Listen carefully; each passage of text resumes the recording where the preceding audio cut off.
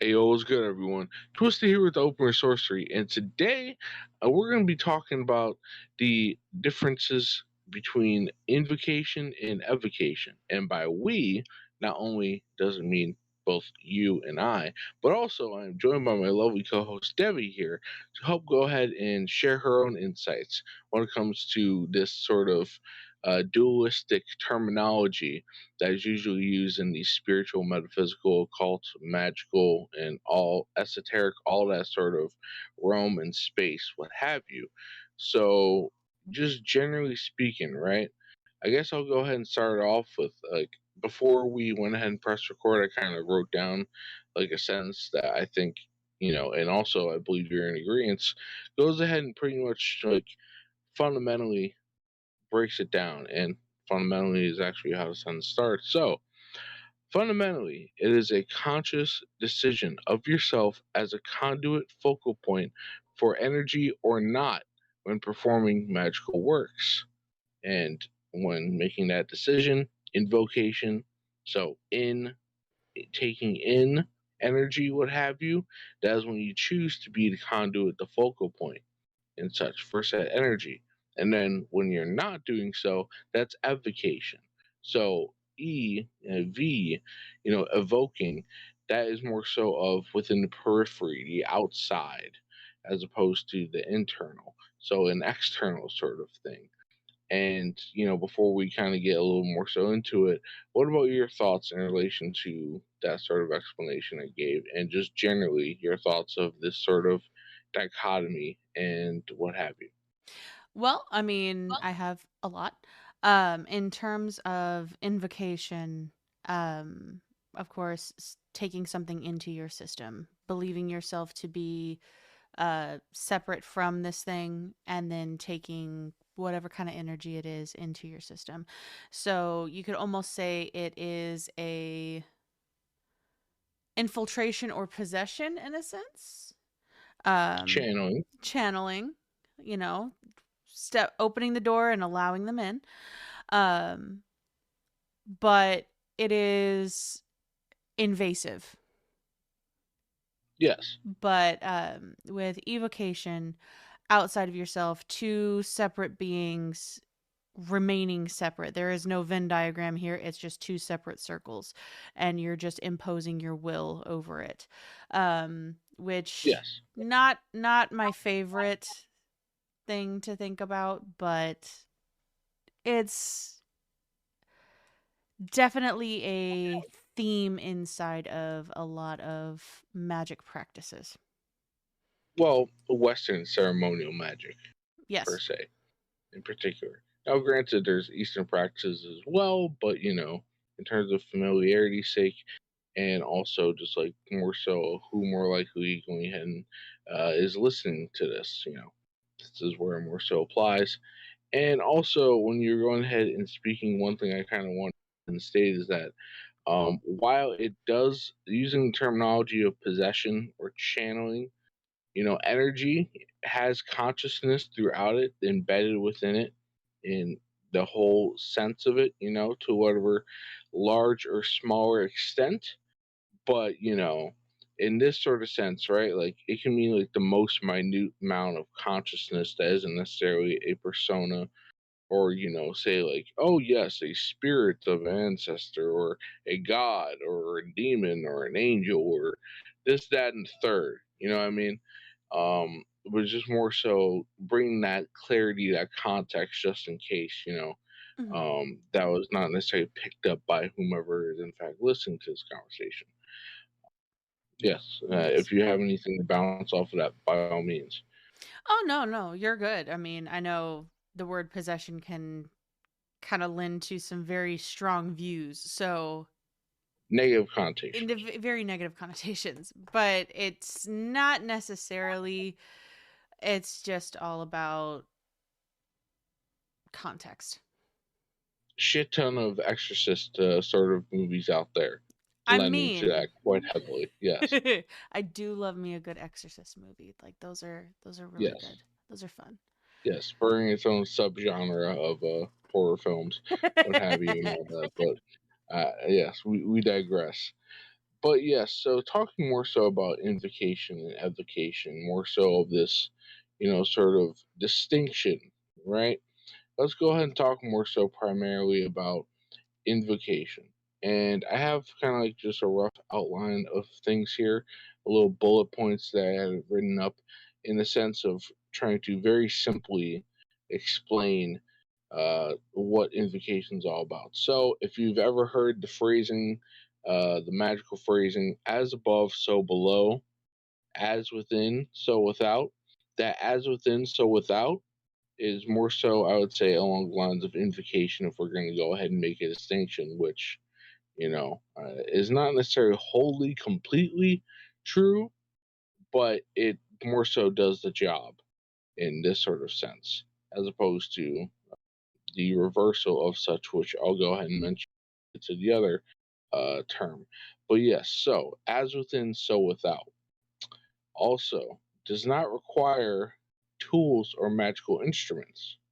So while, I would say that, invocation doesn't necessarily require it, you can utilize them by all means, but they're not as emphasized, I would say, in terms of if you're looking at different sorts of uh, written out or guided meditations or rituals or invocations or what have you. Internal experiences that are primarily observed, so you're looking for like what feelings inside of you're going ahead and are being mustered up within, say gut feelings or, throughout your internal body, and all of that sort of thing is more so primarily like what you're going to be looking for as identifiers as, all right, what does this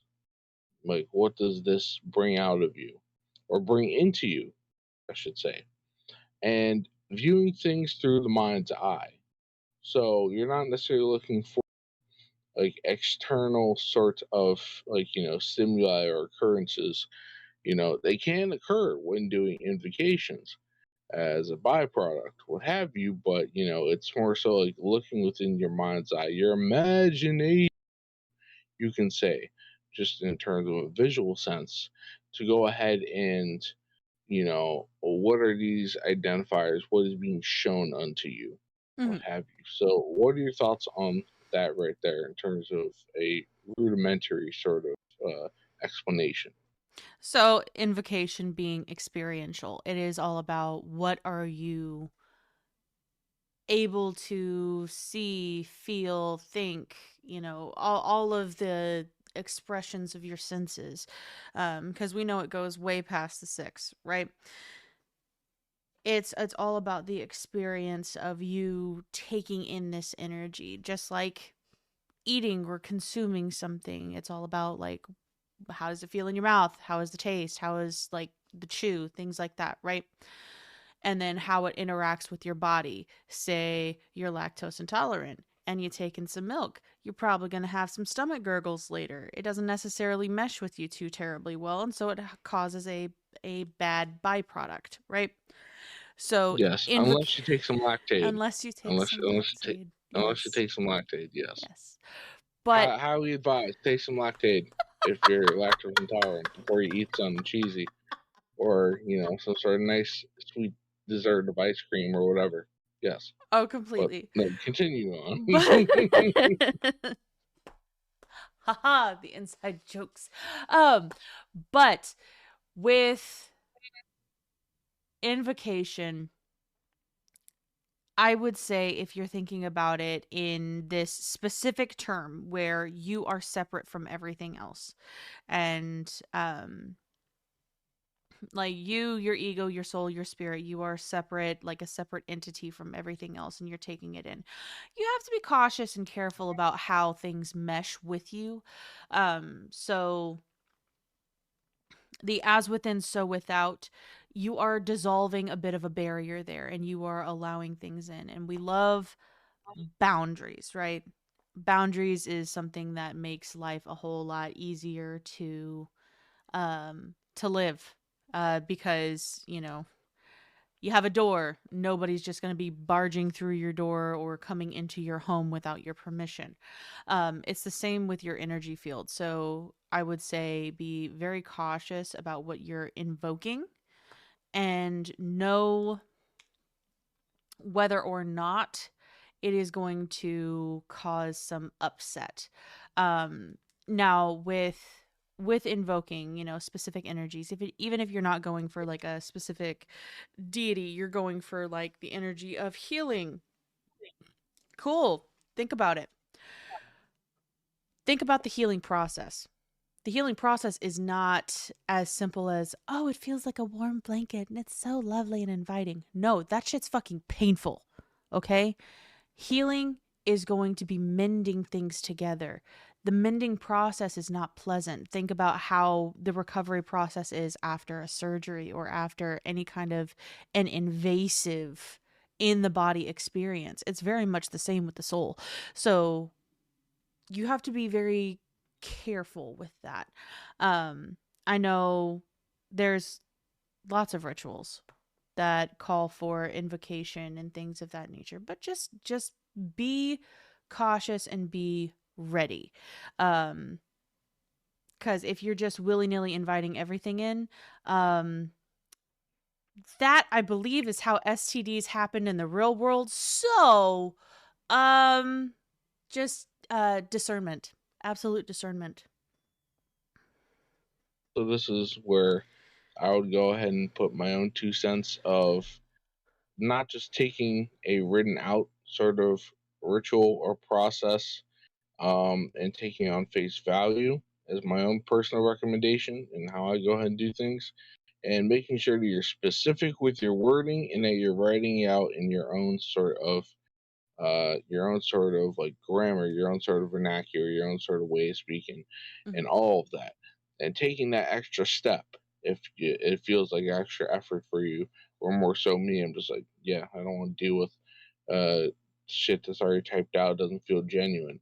But yes, going ahead and making sure that if you don't necessarily want that sort of experience, right, that you want to more so be like, okay, you know what, give me that sort of anesthetic, say using the surgical analogy that Devi went ahead and utilized, that you get that anesthetic, you get that sort of morphine, you go ahead and you get something that diminishes that sort of feeling impact of the mending process, so you can go about your usual day or a little bit quicker, or just regularly while things are being worked in the background, and that can be arranged for you. You just got to be particular in your wording how you want shit to go about.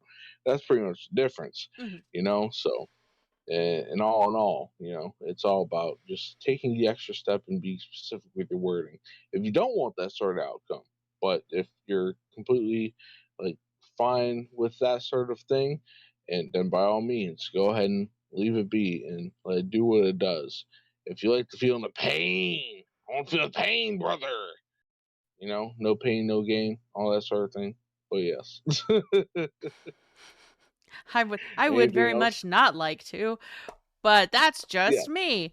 No, I Yes. have another Yes. thought that I've expressed to you previously, but I would like to go Yes. over evocation All before we right. go there. All So right. you were talking about invocation being more of the experiential, where you don't necessarily need the tools outside of yourself. Yes. Evocation, that's where the tools come into play, because you're creating a barrier, you're creating that Oh, yes. boundary, right? Yes. Because it's all outside of you. You're not taking it in. It's not food. It's not going inside of your energy. It's almost like you make a circle, and it has to stay in that circle. It cannot exit Yes. that circle. Oh, yes. Yes. And you know what? You picked up right there on that particular keyword of boundary. I was going to use a segue and all that. And tools are not necessarily required, but they're very heavily advised in terms of the methods that are usually out there in Western ceremonial magic, if that's what you're going ahead and doing, of trying to make that distinctive sort of thing of, all right, energy is not necessarily being taken in into yourself. It's more so you're having that energy as something external to yourself that you can still feel, that is still like a presence there, but it is not necessarily like surging through you, you can say, or at least as not severely of a degree. And while this phrase in of itself, it doesn't necessarily go ahead and explain it the best, I alluded to it before, it will go ahead and just like having that sort of dichotomy, utilizing the phrasing, kind of go ahead and maybe help some people understand. So beforehand with invocation, I utilized the popular magical phrase of as within, so without. And within the reflective term of as without, so within, I would apply to evocation in the sort of parallel that we're making here. Mhm. And with in saying that, right, that's kind of like more so like you're making that outside distinction, but honestly, whether we tell you this or you just recognize it and the light bulb goes off in your head at some point, that energy is still within you. That aspect is still within you. That sort of thing is a part of you, what have you. And hence, hence the whole as above, so below, as within, so without, in the nature of those phrases right there, you know, and how everything is, to use the scientific buzzwords, quantumly entangled and all that sort of shit, right? Once atoms come in contact with each other, they're bounded across any sort of physical measure of space and time and all of that. So even before you go ahead and call on some sort of angel, just for an example, right? You're at the Big Bang is what's stated as the creation of the physical material universe. So if all the atoms in existence came from that Big Bang, then guess what, they all touched, they all were quantumly entangled from the beginning. So, and Mhm. that's just going back to that specific point, but that's just me going ahead and harping on that a little bit too much maybe. But so yes, to continue, in terms of evocation, right, highly advised that external instruments are used, and at least like to make a protective circle with salt or some other sort of means or measure, or using things such as incense to cleanse your space beforehand or afterwards, right? And this is kind of like where you can go ahead and say that not just salt or incense or anything like that comes into play, but other magical tools that you could have on an altar, whether it be candles or, having an altar itself, or, a anathema, or, a dagger, or whatever the case may be, right? So that's like, you can do it in invocative sort of practices as well, but, it definitely more so leans towards the evocative now, or evocative. Now, external experiences are primarily observed and sought after in this sort of case. So, as opposed to the inner eye, the mind's eye, the third eye, and that just, once again, just focusing on visual sort of examples, right? That sort of experience is like what you're primarily going for. You're trying to see shit externally. So, in that sort of sense, right? You're looking for, to a minimal extent, kind of like, when you're looking at a, like, down the road on a hot summer's day and you're going ahead and you're seeing, like, kind of like the waviness of, like, the wavy distortion down like the road and all that. And that sort of thing being like, oh, there's a lot of heat, there's a lot of energy right there. Um, that's kind of like sort of something that you can actually experience when looking for an evocative sort of experience outside of your own, like, your own circle, your own sort of body, your own sort of, like, whether you physically draw it or your own auric field or whatever the case may be. To more so of an extreme sense, you can say you're going ahead and you're seeing some sort of being, some sort of entity, some sort of thing popping out into your own physical eyes and physical space in a sense, whether it be more so Euclidean, geometrically, and more so something you're used to, and how it's presented, or something non-Euclidean, like actually the appearance of an angel, what have you, with many eyes and non-usual shapes and all that sort of shit, that you can go ahead and potentially experience. Just to name an example of what you could experience. And then also, I'll go ahead and say that, you know, as opposed to just the mind's eye, you're viewing things with your physical eyes.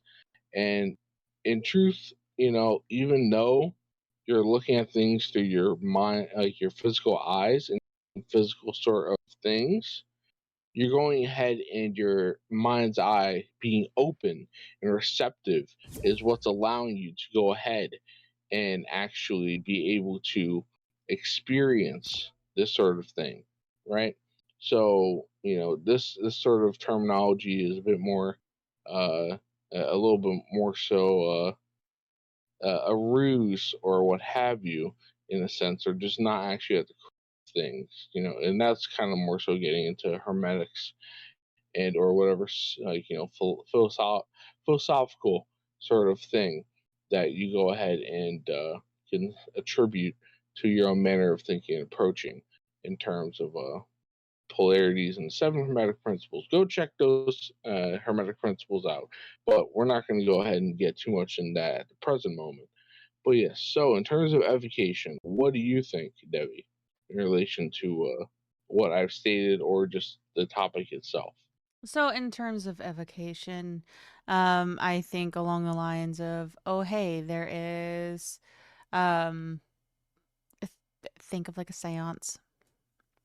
Think of like Ouija boards, things like that, where you're inviting something into a space but not inviting it into yourself. Or you are trying to evoke and bring in a specific spirit or entity into a specific working. Um, it's just as much as you can try to contain it. Um, Also be careful. I'm like, I know I sound like a mom harping on the invocation and evocation. It's just like, be careful, kids. But Yes, you don't shaking your necessarily. finger at them. Yes. I literally was.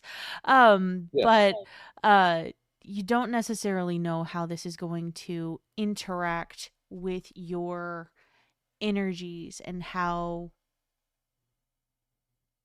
your world around you behaves. Um but evocation, it's just it's outside of you, but it's not.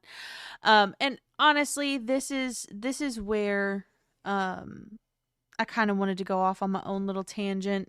I kind of brought it By up all to means. you the other day By all of means. so there is a difference in thought whether invocation and evocation, we are separate, and either we are bringing it into ourselves or we are keeping it outside of ourselves. But, oh, pardon me.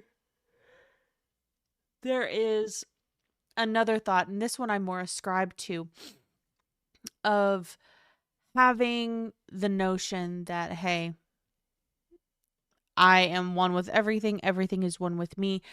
And so instead of looking outside of myself, because whether or not you're invoking or evoking, you are looking outside of yourself for some kind of aspect to interact with you. Yes. You are looking for it within yourself because technically, you know, microcosm, macrocosm, they fold into one another in a sense. I'm probably not explaining it the absolute best, but No, it makes sense to me. no, you're good. Pretty much as within, so without. Mm-hmm. So as without, so within.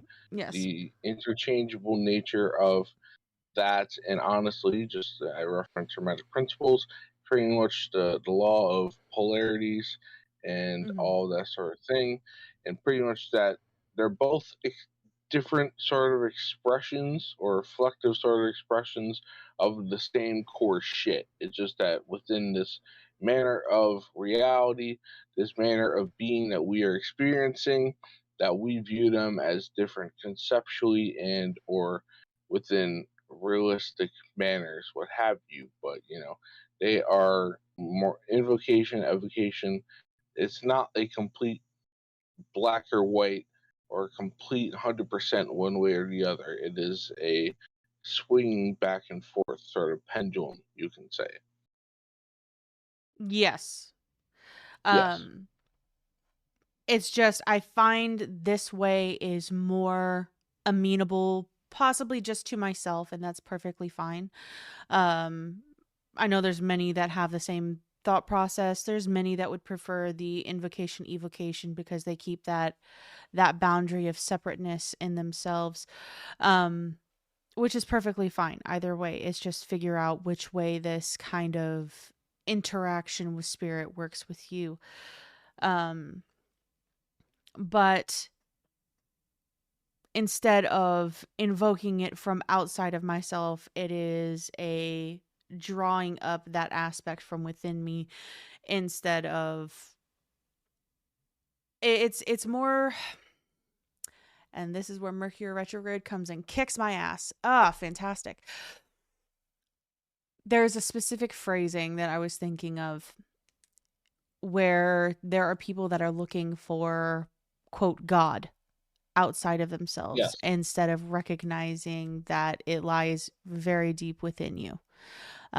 So you have to reach in and understand it and accept it before that kind of um, enlightenment and holy experience can be undertaken. Yes. But yes, so all in all, right? You know, invocation, evocation. Truth be told, we could go ahead and harp on these topics quite a bit, but I think honestly we've covered it pretty succinctly thus far. But do you Mhm. have any sort of final thoughts to go ahead and bring about? Aside from what I would say probably is like the best way we could have closed it out is just saying like regardless of which measure you go ahead and utilize of how you go about doing things of invocation or evocation, that you more so just be wary in terms of what you're inviting in or what you're having within your outside boundary or periphery, what Mhm. have you, and that honestly at the end of the day it's pretty much the same shit that Mhm. you're doing and all that. Just it's all about your own conscious awareness of like what is ongoing and like how you're perceiving it. It comes down to the perception of it and all of that, what have you, for you, and how Absolutely. you either wish to perceive it or just how it is designed to be perceived. Fully agree. Fully agree. No, there I think that's really hitting the nail on the head, so I don't think I have anything else to offer on this one. All right. Well, I very much appreciate you once again going ahead and helping to tackle this topic, as with many others that we go ahead and tackle here at the Open Sorcery, individually or in a combined manner. But yes, so this has been us talking about invocation and evocation, and until next time, stay frosty, Neguses. Peace. Have a good one, y'all.